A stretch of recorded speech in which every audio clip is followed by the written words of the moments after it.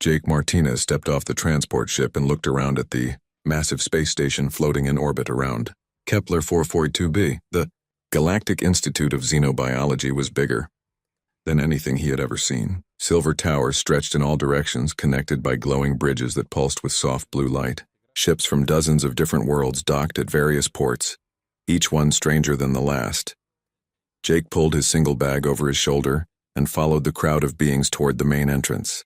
He was one of only 12 humans accepted into the exchange program, and at 20 years old, he felt both excited and nervous about spending a full year studying alongside alien species. His parents had been worried about sending him so far from Earth, but Jake had dreamed of this opportunity since he was a child. The entrance hall was enormous, with a ceiling that seemed to disappear into the distance above. Thousands of students moved through the space, and Jake tried not to stare at the incredible variety of life forms around him.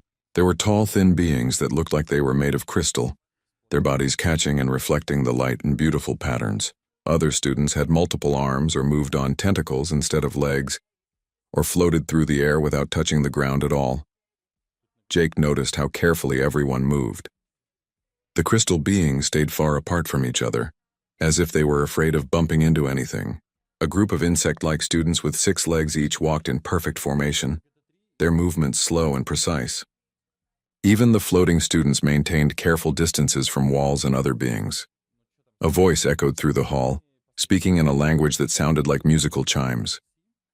Jake's universal translator, a small device clipped to his ear, converted the sounds into English.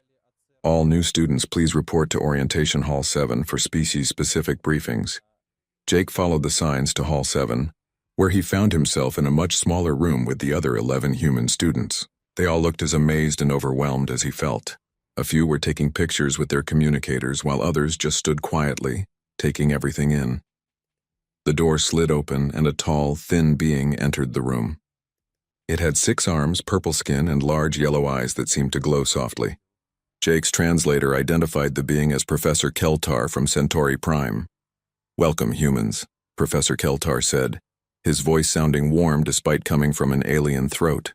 "I am Professor Keltar, and I will be your species coordinator during your time here. I want to begin by explaining some very important safety protocols that will keep you alive during your studies." Jake and the other students listened carefully as the professor continued. "Each species in this institute has evolved under different conditions, with different physical capabilities and limitations. What might be a minor inconvenience to one species could be fatal to another. For this reason, we have strict medical protocols that must be followed at all times." Professor Keltar activated a holographic display that showed the layout of the medical center. Any injury, no matter how small, must be reported immediately to the medical staff. Our healing chambers are designed to treat beings from over 300 different worlds, but proper treatment requires immediate response. In the past, students who delayed medical treatment for even minor injuries have suffered permanent disability or death. One of the human students, a girl named Lisa from California, raised her hand. "What kind of injuries are we talking about?" "Like how minor is minor? Any break in the skin, any impact to bone or cartilage, any strain to muscle or connective tissue," the professor replied. "Even what you might consider a small scratch could become infected with bacteria that your immune system has never encountered. A bruise that seems harmless might indicate internal damage that could prove fatal without proper treatment." Jake found this hard to believe, but he nodded along with the others. He had played sports all through high school and had dealt with plenty of cuts, bruises, and minor injuries, without much concern. But if the professor said it was dangerous here, he would be careful. After the orientation, Jake was assigned to his dormitory pod. The living spaces were designed to accommodate different species, so his pod was quite large, with areas that could be customized for different environmental needs. When he arrived, he found his 3 roommates already there. Zixith was one of the crystal beings Jake had seen in the entrance hall. Up close, Jake could see that Zixith's body was made of what looked like living diamond, with patterns of colored light moving through the crystal structure. Zixith's voice sounded like wind chimes when he spoke. "Greetings, human Jake. I am honored to share living space with you." Vorthak was completely different. He looked like a giant praying mantis, but with thicker armor and breathing apparatus that helped him process the station's atmosphere. His home world was one of Saturn's moons, and he needed a methane-rich environment to stay healthy. His section of the pod was sealed off with its own air system. "Welcome, soft skin," Vorthak said, his voice coming through a speaker system. "I have heard much about human curiosity." The third roommate was the most unusual of all. Quinn appeared to be made of a thick, gel-like substance that held together in a roughly humanoid shape. Jake could see sparks of electricity moving through Quinn's translucent body. And when Quinn spoke, the voice seemed to come from everywhere at once. "Human friend Jake, I am pleased to meet you. Your electromagnetic signature is quite interesting." Over the next few days, Jake settled into life at the Institute. His classes were fascinating, covering topics he had never imagined. He learned about species that lived in the vacuum of space, others that existed as pure energy, and some that experienced time differently than humans did. But what struck him most was how careful everyone was about physical safety. In the gymnasium, students exercised within protective force fields. Any activity that involved movement was conducted with medical teams standing by. The swimming pool had separate sections for different types of beings, with emergency systems that could instantly drain and refill the water if contamination occurred. Even recreational activities were heavily monitored. Jake watched a game that was similar to basketball, but every player wore protective gear that covered their entire body, and referees stopped the game immediately if anyone made contact with another player. Jake began to understand that most species in the galaxy were much more fragile than humans. The crystal beings could literally shatter if they hit something too hard. The insect-like students could lose limbs that would never grow back. Even minor injuries that humans recovered from quickly could be permanent or fatal to others. Still, Jake missed the freedom of movement he was used to on Earth. He wanted to run without protective gear, to play sports without constant medical monitoring, but he respected the rules and tried to adapt to this new way of living. After all, he was here to learn, and part of learning was understanding how different species survived in their own ways. 3 weeks had passed since Jake arrived at the Institute, and he was starting to feel more comfortable with his new life. His classes were challenging but exciting, and he had formed friendships with students from several different worlds. His roommates had become like brothers to him, each teaching him about their unique cultures and ways of thinking. Jake had also discovered gravitational disc, a sport that was popular among many species at the Institute. The game was played in a large spherical chamber where artificial gravity could be adjusted in different zones. Players had to navigate floating platforms while trying to score points by getting a glowing disc into goal zones. The gravity would shift randomly during play, making the game both challenging and unpredictable. Most species played very carefully, using safety harnesses and protective gear. But Jake found that his human balance and reflexes gave him some advantages in the shifting gravity fields. He had joined a mixed team that included Zixith, 2 students from the Vega system, and a floating jellyfish-like being from the Outer Rim territories.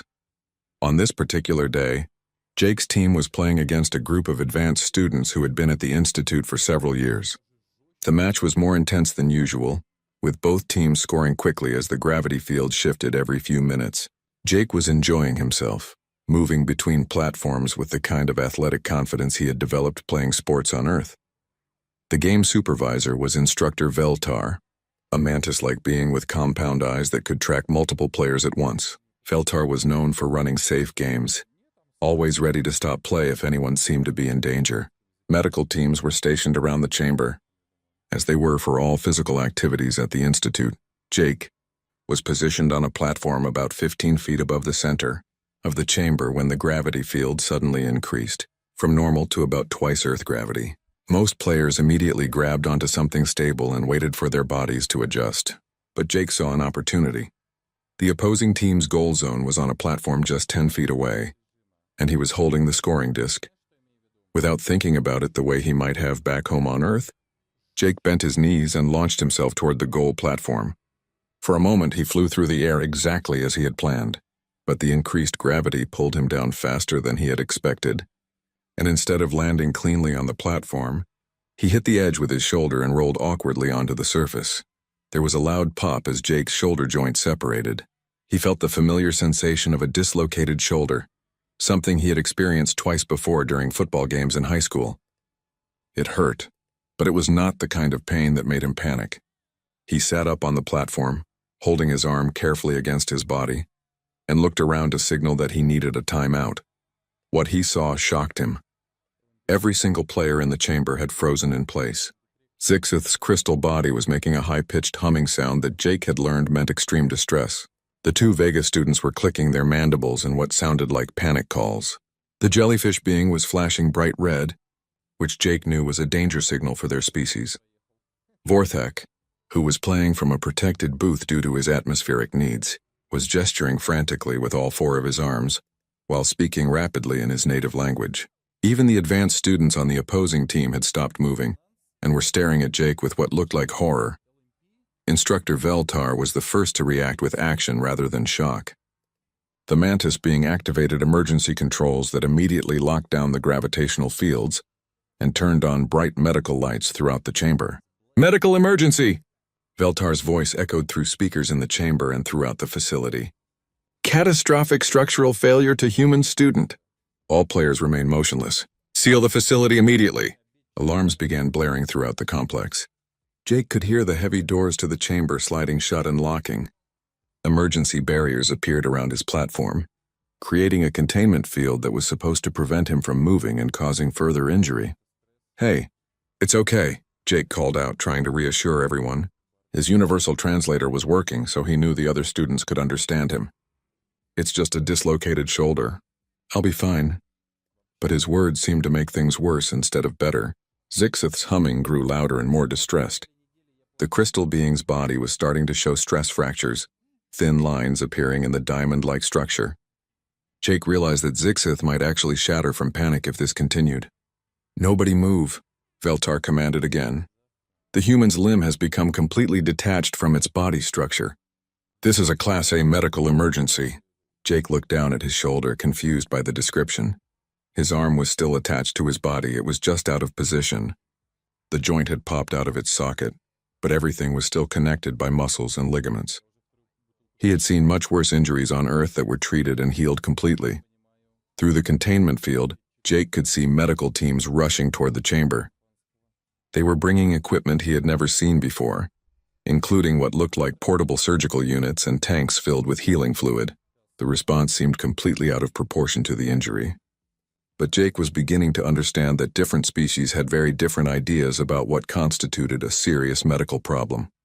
Dr. Helen Carter, the human medical liaison who had arrived at the station a week earlier, came running into the chamber. She took one look at Jake sitting calmly on the platform and immediately understood what was happening. "Everyone, please remain calm," Dr. Carter announced through the public address system. "I am the human medical specialist and I can assess this situation properly." She approached the containment field and spoke directly to Jake. "How are you feeling? Any numbness in your fingers? Any trouble breathing?" "I feel fine, Doc," Jake replied. "It's just a dislocated shoulder. Happened to me twice in high school. Hurts a bit, but nothing terrible." Dr. Carter nodded and turned to address Instructor Veltar and the gathered medical teams. "I need to explain something about human physiology that may not be in your medical databases. This type of injury, while painful, is not life-threatening for humans. Our joints are designed to handle this kind of displacement." Veltar's compound eyes focused on Dr. Carter with obvious confusion. The scanning equipment clearly shows complete structural failure at the connection point. The bone has separated entirely from its socket. In any known species, this would require immediate surgical intervention to prevent permanent disability or death. "That's exactly what I need to explain," Dr. Carter said. "Human joints work differently than most species you're familiar with. We evolved on a world with dangerous predators and variable environmental conditions. Our bodies developed the ability to handle significant physical trauma and continue functioning." Jake watched as Medical Director Thicksall arrived with an even larger emergency team. Thicksall was a tall, gray-skinned being with 3 eyes and tentacles instead of arms. The medical director began scanning Jake with instruments that beeped and hummed as they analyzed his condition. "The damage is extensive," Thicksall announced gravely to the assembled group. "Complete separation of the major arm bone from the shoulder socket. Significant displacement of surrounding tissue structures. In most species, healing this would require surgical reconstruction and months of regenerative therapy. The human may never regain full function of the limb." Jake tried to interrupt and explain that humans could fix dislocated joints manually, but every time he spoke, his words seemed to be misunderstood by the translation system. The aliens appeared to think he was becoming delirious from trauma, or perhaps going into shock. Dr. Carter raised her hand to get everyone's attention. With your permission, medical director, and with the consent of all present, I would like to demonstrate standard human medical treatment for this type of injury. The chamber fell completely silent, except for the humming of medical equipment and Zixth's distressed resonance. Jake realized that what happened next would change how every alien at the Institute thought about human capabilities. Medical Director Thicksall stared at Dr. Carter with all three eyes, the tentacles that served as arms moving in slow, thoughtful patterns. Around the chamber, dozens of alien students and medical personnel waited to see what would happen next. Jake sat quietly on his platform, still holding his dislocated arm against his body, trying to understand why everyone seemed so terrified of what was, to him, a routine sports injury. Dr. Carter, Thicksall said slowly, I have reviewed the medical files for all human students. Your species' physiology is noted as being similar to standard mammalian structures. The injury we are observing should require surgical intervention, according to every medical protocol in our database. Dr. Carter nodded respectfully. I understand your concern, Medical Director, but human beings evolved under conditions that required us to handle physical trauma differently than most species. We developed mechanisms for dealing with joint displacement that don't exist in other biological systems you're familiar with. She gestured toward Jake, who waved awkwardly with his good arm. On Earth, this type of injury is common in athletic activities. Human medical practitioners learn to treat it as a routine procedure. That takes only a few minutes to correct, Instructor. Feltar's compound eyes focused intently on Dr. Carter. Are you suggesting that humans possess some form of regenerative ability that can instantly heal bone fractures? Not regeneration exactly, Dr. Carter replied. More like repositioning. The bones haven't broken, they've just moved out of their proper position. Human joints are designed with enough flexibility to allow this kind of displacement without permanent damage. Jake could see that his roommate Zixth was still resonating with panic, the crystal structure of his body showing more stress fractures as the minutes passed. The two Vega students were huddled together, their antennae twitching nervously. Even the medical staff seemed uncertain about what they were hearing. Dr. Carter approached the containment field around Jake's platform. Jake, I'm going to explain to everyone exactly what happened to your shoulder and how we can fix it. Is that okay with you? Sure, Doc, Jake replied. Whatever you think is best. Dr. Carter activated a holographic projector that displayed a three-dimensional image of human shoulder anatomy. The projection showed bones, muscles, ligaments, and the ball and socket joint structure that allowed human arms to move in multiple directions. The human shoulder is one of the most flexible joints in known biology, she began, highlighting different parts of the structure. It allows for an enormous range of motion, but that flexibility comes with a trade-off. The joint can become displaced under certain conditions.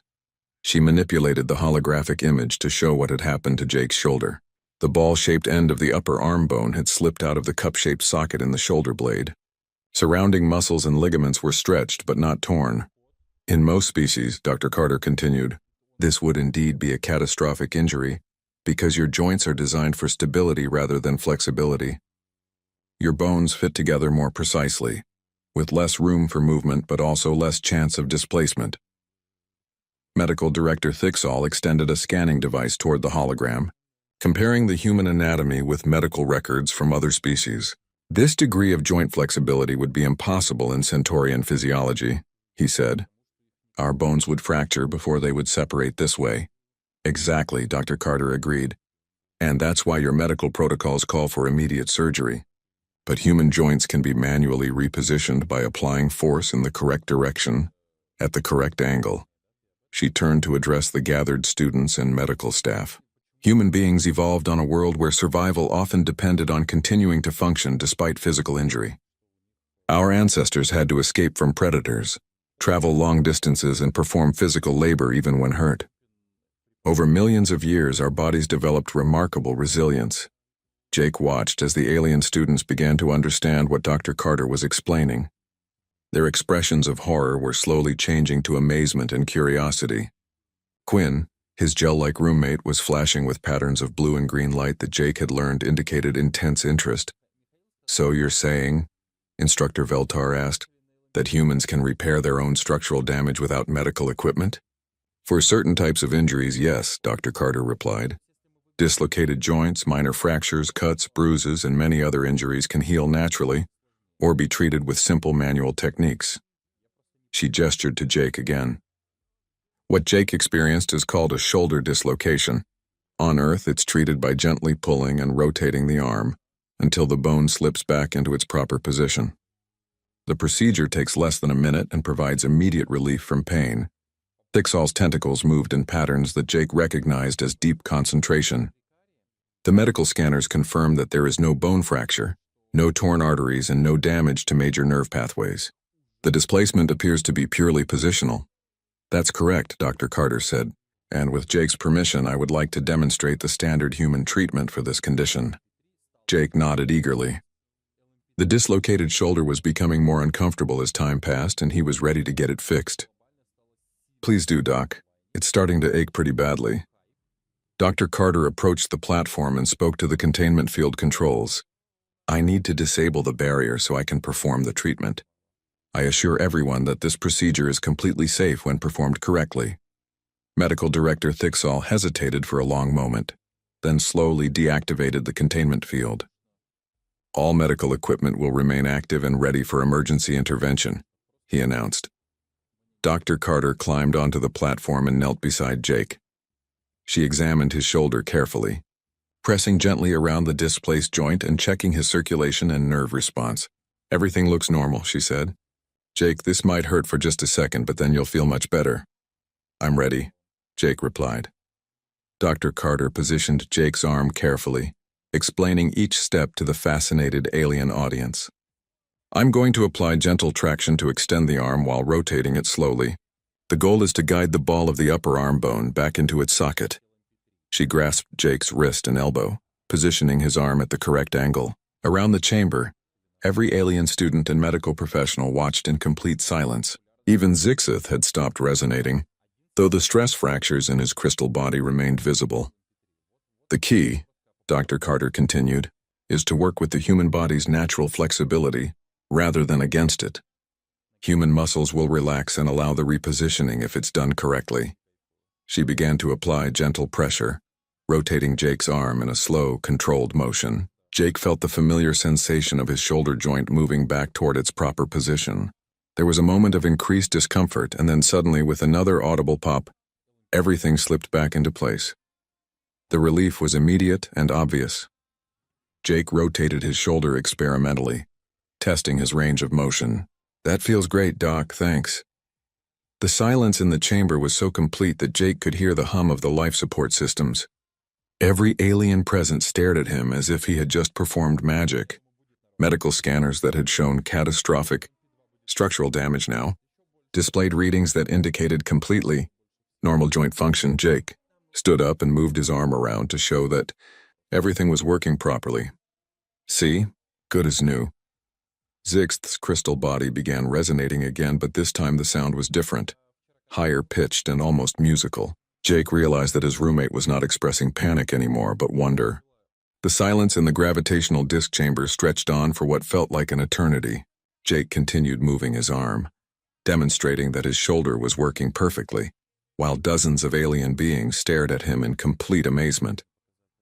Medical scanners continued beeping softly, confirming that his joint function had returned to normal parameters. Finally, Medical Director Thicksall broke the silence. This is unprecedented, the director said, tentacles moving in rapid, agitated patterns. The scanning equipment clearly showed complete structural failure, and now it shows normal function. How is this possible? Dr. Carter climbed down from the platform and addressed the assembled group. What you witnessed is a standard medical procedure that human doctors learn in basic training. But I can see that the concept is difficult to understand if you're not familiar with human physiology. She reactivated the holographic display and began showing detailed comparisons between human anatomy and the anatomical structures of several other species represented at the Institute. Most of your species evolved on worlds with more stable environmental conditions than Earth. Your bodies developed for efficiency and precision rather than resilience. Professor Keltar, who had arrived during the medical emergency, raised one of his 6 arms to ask a question. Dr. Carter, are you saying that humans regularly experience this type of catastrophic injury and simply repair themselves? It's not catastrophic for us, Dr. Carter replied. A dislocated joint is painful and temporarily disabling, but it's completely repairable and rarely causes permanent damage.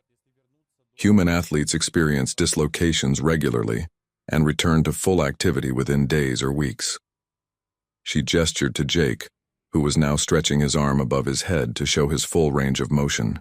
Jake will probably have some soreness for a few days, but there's no reason he can't continue playing gravitational disc tomorrow if he wants to. This statement caused another wave of amazed murmurs from the alien students. Vorthak's voice came through the speaker system from his protected booth. On my world, if a limb becomes separated from its socket, the individual becomes permanently disabled. We have mechanical replacements, but natural function can never be restored. Dr. Carter nodded sympathetically. I understand. That's why our medical protocols seem so strange to you, and why your protocols seem overly cautious to us. We evolved under different pressures. She expanded the holographic display to show Earth's environment. Images appeared of varied landscapes, mountains, deserts, forests, and oceans. Earth has extreme weather patterns, dangerous predators, and unstable geological activity. Humans survived by becoming incredibly adaptable and resilient. The display showed human ancestors running across rough terrain, climbing trees, and engaging in physical combat with large predators. Our bodies had to function even when damaged because stopping to heal completely would have meant death. We developed the ability to continue functioning with broken bones, torn muscles, and significant injuries. Instructor Veltar approached the holographic display, studying the images with obvious fascination. Your species evolved as persistence hunters, correct? I have read about this in xenobiology texts. That's right, Dr. Carter confirmed. Humans would chase prey animals for hours or even days, running them to exhaustion. This required bodies that could handle enormous amounts of stress and keep functioning despite fatigue, dehydration, and minor injuries. Jake watched as understanding began to dawn on the faces of the alien students and medical staff. They were starting to realize that what seemed impossible to them was actually the result of millions of years of evolutionary pressure that had shaped human bodies in unique ways. Dr. Carter continued her explanation, showing how human bones were designed to bend rather than shatter, how human skin could stretch and heal rapidly, and how the human cardiovascular system could function even with significant blood loss. Humans can lose up to 40% of their blood volume and still survive if they receive proper treatment, she said. Our hearts can continue beating even when severely damaged. Our brains can function with reduced oxygen supply for several minutes without permanent injury. Quinn, Jake's gel-like roommate, pulsed with bright yellow light as he spoke. This explains many confusing behaviors I have observed in human students. You engage in physical activities that would be fatal to most of us, yet you show no fear. We're not fearless, Jake interjected. We just have different ideas about what's actually dangerous. On Earth, a dislocated shoulder is something you might get playing sports. You go to the doctor, they pop it back in place, and you're fine. Zixith's crystal structure had stabilized, and the stress fractures were slowly healing themselves as his panic subsided. Human friend Jake, your body accomplished in minutes what would require surgical reconstruction and months of regenerative therapy for my species. Dr. Carter smiled at the crystal being. And your body can do things that would be impossible for humans. You can process certain types of radiation that would kill us instantly. You can survive in vacuum conditions that would be fatal to any carbon-based life form. Every species has evolved remarkable capabilities. Medical Director Thicksall was reviewing data from the medical scanners, comparing Jake's readings before and after the shoulder relocation. Dr. Carter, I would like to request permission to conduct a comprehensive study of human healing capabilities. This could revolutionize our understanding of biological resilience. I'd be happy to coordinate that study, Dr. Carter replied, but I should warn you that human healing abilities might seem even more impossible once you understand them fully. She activated another holographic display that showed the human healing process in detail. Time-lapse images demonstrated how human skin could close wounds within days, how broken bones could knit themselves back together and actually become stronger than before, and how the human immune system could adapt to new threats and develop permanent resistance. Humans can heal from injuries that would be permanently disabling to most species, Dr. Carter explained. We can regrow skin, repair muscle tissue, and even recover from certain types of brain damage. Our bodies are constantly repairing themselves at the cellular level. Professor Keltar was taking detailed notes with all 6 of his arms, recording everything Dr. Carter said. This suggests that human students could participate in physical activities that we currently consider too dangerous for any species. With proper precautions, yes, Dr. Carter agreed. But we still need to be careful about injuries that are serious even for humans. We're resilient, but we're not invulnerable. Jake raised his hand to speak. Doc, should I tell them about the time I broke my leg in 3 places and was back to playing football 6 months later? The collective gasp from every alien in the chamber was so loud that it echoed off the walls. Several students immediately began speaking at once in their native languages, and Jake's translator struggled to keep up with all the different conversations happening simultaneously. Dr. Carter laughed and held up her hands for quiet. I think that's enough shocking revelations for one day. We don't want anyone to faint. But Jake could see that the damage was done. Every alien student in the chamber was looking at him with a mixture of awe, fear, and intense curiosity. He realized that his life at the Institute was about to become very different. Within 3 hours of the gravitational disk incident, Jake discovered that news traveled incredibly fast through the Galactic Institute. As he walked through the corridors toward his dormitory pod, he noticed that conversations stopped when he approached, and students from dozens of different species watched him with obvious fascination. His universal translator was picking up fragments of discussions in languages from across the galaxy. The words impossible healing, structural reformation, and human resilience appeared repeatedly in the translations. By the time he reached his pod, Jake realized that he had become something of a celebrity. Zixith was waiting for him in the common area, his crystal structure now completely healed from the stress fractures he had suffered during his panic. Human friend Jake, Zixith said, his voice creating pleasant musical tones. I must apologize for my reaction to your injury. In my species, such structural damage would mean death or permanent disfigurement. Don't worry about it, Jake replied, settling into his favorite chair. I probably would have panicked too if I saw you shatter into pieces. That is precisely what I mean, Zixith continued. If I were to shatter, my consciousness would cease immediately. There would be no possibility of repair or recovery. Yet you experienced what we perceived as equivalent damage and simply corrected it as if nothing had happened. Vorthak's voice came through the speakers from his sealed section of the pod. Jake, friend, I have been researching human physiology in the database. The information is remarkable but difficult to believe. It says that humans can survive having major organs completely removed and replaced with mechanical alternatives. Heart surgery is pretty common on Earth, Jake confirmed. My grandfather had his heart valve replaced when I was 10 years old. He lived another 15 years after that. The silence that followed this statement told Jake that he had once again said something that shocked his alien roommates. Quinn pulsed with rapid patterns of light as he processed this information. Your species regularly performs surgical procedures that replace vital organs? Quinn asked, his voice carrying notes of amazement. Sure, Jake said. Hearts, kidneys, livers, even lungs sometimes. We can transplant organs from one human to another, or use artificial devices to replace damaged parts. He was interrupted by a chime from the pod's communication system. Professor Keltar's image appeared on the main display screen. Jake, would you be available to attend a faculty meeting this evening? Dr. Carter has suggested that a presentation on human biology would be valuable for our medical and xenobiology departments. Jake looked at his roommates, who all encouraged him with various gestures and sounds. Sure, Professor. I'd be happy to help. 2 hours later, Jake found himself in the Institute's main lecture hall, facing an audience of nearly 200 faculty members from dozens of different species. Dr. Carter stood beside him at the podium, and Medical Director Thicksall had set up various scanning and recording equipment to document everything that was said. Faculty colleagues, Professor Keltar began. This afternoon we witnessed something that challenges our understanding of biological resilience. Dr. Carter has proposed that we establish a new research program to study comparative healing abilities across species.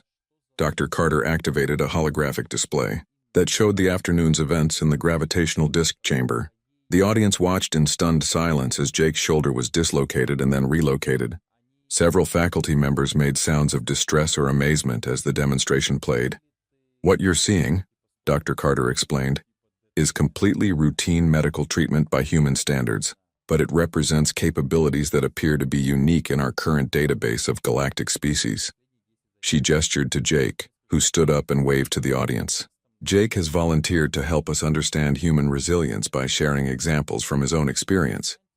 Jake approached the microphone, feeling nervous about speaking to so many distinguished academics. Hi everyone. I'm not a scientist or a doctor.